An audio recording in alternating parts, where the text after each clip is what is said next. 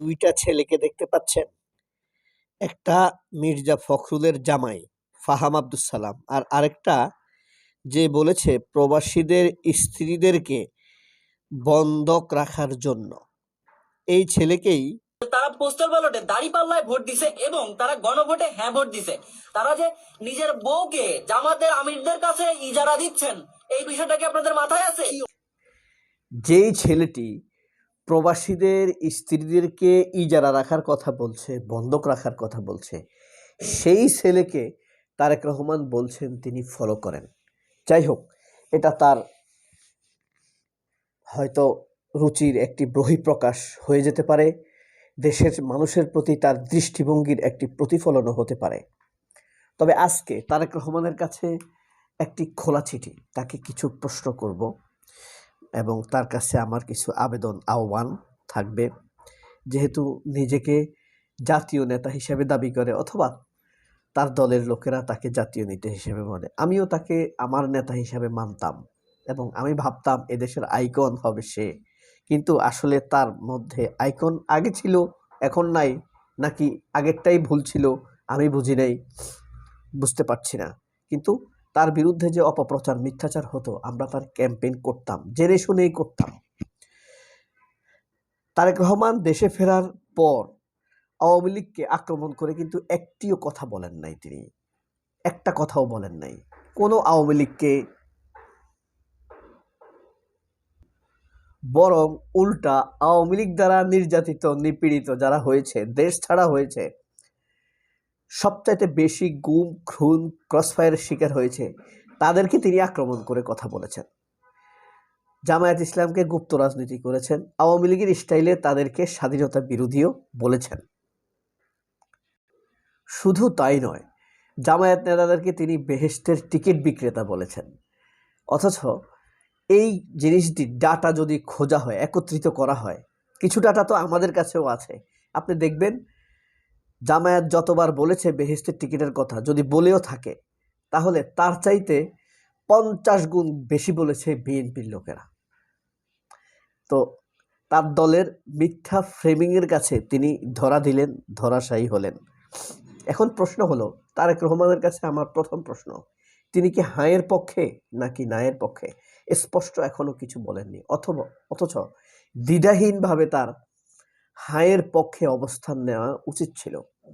এখন কথা হলো, কেন আপনি হায়ের পক্ষে অবস্থান নিলেন না? আমি ব্যক্তিগতভাবে সন্দেহ করি আপনার শুধুমাত্র ব্যক্তি স্বার্থে আপনি হায়ের পক্ষে অবস্থান নেন নাই স্পষ্টভাবে। কারণ কি, হায়ের পক্ষে অবস্থান নিলে যে জুলাই চার্টার রয়েছে, জুলাই সনদ রয়েছে, সেখানে আছে কোনো লোক 2 বারের বেশি প্রধানমন্ত্রী হতে পারবেন না। আপনার সেই লালসা জৌলুস থেকে আপনি হায়ের পক্ষে অবস্থান নেন নাই। আশা করি আপনি আপনার বিষয়টি পরিষ্কার করবেন। দ্বিতীয়ত হলো, যে কোনো অধিদপ্তর, সেনাপ্রধান, আপনার পিএসসির প্রধান, দুর্নীতি দমন কমিশনের প্রধান, প্রধান বিচারপতি, এই সকল পদে নিয়োগের ক্ষেত্রে অবশ্যই বিরোধী দলের সাথে আলাপ করে নিয়োগ দিতে হবে। জুলাই চার্টারে এই জিনিসটি লেখা আছে। এখন আপনি যদি হ্যাঁয়ের পক্ষে ভোট দেন, আপনার ব্যক্তিগত নিজের হাতে এই ফ্যাসিস্ট ক্ষমতাটি থাকবে না বলে আপনি হ্যাঁয়ের পক্ষে অবস্থান নিচ্ছেন না। কারণ এই জিনিসটা তো আমরা চাই, সংবিধান পরিবর্তন করার জন্য ইচ্ছামতো অবশ্যই, বা যতবার সংবিধান গণভোট করতে হবে, তত পরিবর্তন করতে হবে, ততবার গণভোট নিতে হবে। আপনি ইচ্ছামতো, নিজের ইচ্ছামতো সংবিধান পরিবর্তন করতে চান, এই কারণে আপনি হ্যাঁয়ের পক্ষে অবস্থান নেন নাই। আশা করি আপনি আপনার অবস্থান পরিবর্তন করবেন। সারা দেশে যে গুম খুন হয়, সেই বিষয়গুলোকে আমাদের দেশে আইন অনুযায়ী পুতুল প্রেসিডেন্ট ক্ষমা করে দেয় প্রধানমন্ত্রীর পরামর্শ অনুযায়ী। হ্যাঁয়ের পক্ষে অবস্থান নিলে অথর্ব প্রেসিডেন্ট এটা আর ক্ষমা করতে পারবে না, এবং যার পরিবারের লোক নিহত হয়েছে, ক্ষমা করার জন্য তাদের কনসার্ন নিতে হবে। এই কারণে আপনার দলের খুনি, আওয়ামী লীগের খুনিদেরকে আপনি পয়সার বিনিময়ে ক্ষমা করে দিতে চান আপনার প্রেসিডেন্টের মাধ্যমে। এই কারণে আপনি হ্যাঁয়ের পক্ষে অবস্থান নিচ্ছেন না। কারণ হ্যাঁর পক্ষে অবস্থান নিলে আপনি এই ক্ষমা করতে পারবেন না, এখান থেকে পয়সা কামাতে পারবেন না। আশা করি আপনি কেন হ্যাঁর পক্ষে অবস্থান নিচ্ছেন না সেই ব্যাপারে আমাদেরকে জানাবেন। আপনার দলের যে হাজার হাজার লোকের বিরুদ্ধে চাঁদার অভিযোগ আছে, 210টি খুনের অভিযোগ আছে, 76টি ধর্ষণের অভিযোগ আছে এবং 411টি নারী নির্যাতনের অভিযোগ রয়েছে, হেনস্থার অভিযোগ রয়েছে।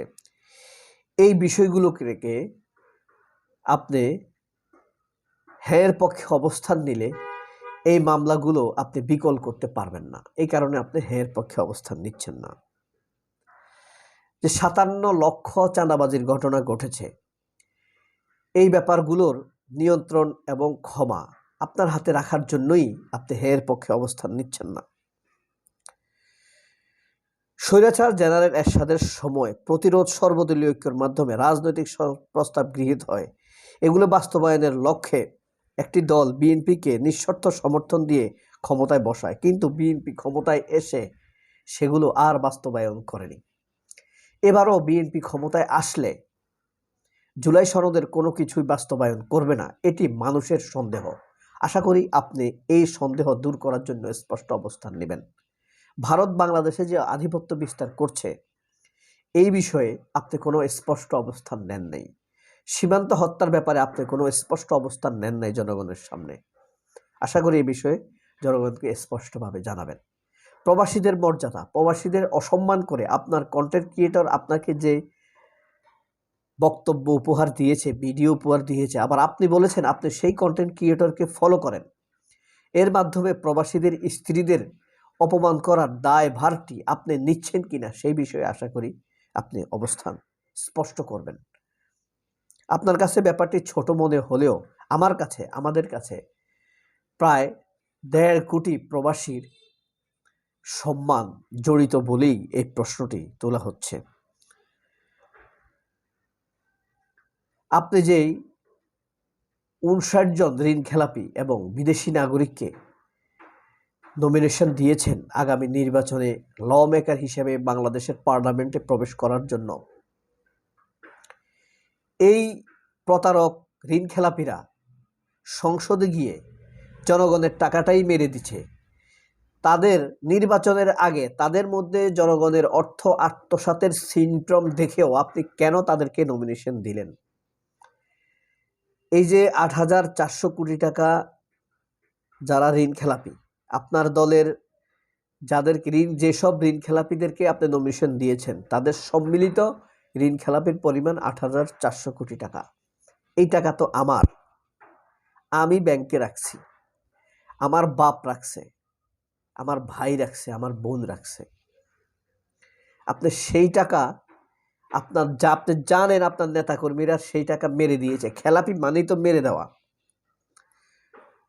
সেই ঋণ খেলাপিদেরকে আপনি কেন নমিনেশন দিলেন? এই ব্যাপারে জনগণের সামনে আপনি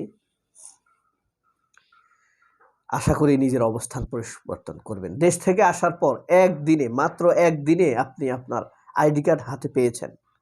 সারা বাংলাদেশের জনগণ যেন এত সহজে আইডি কার্ড পেতে পারে সেই দাবি আপনি কেন তোলেন নাই?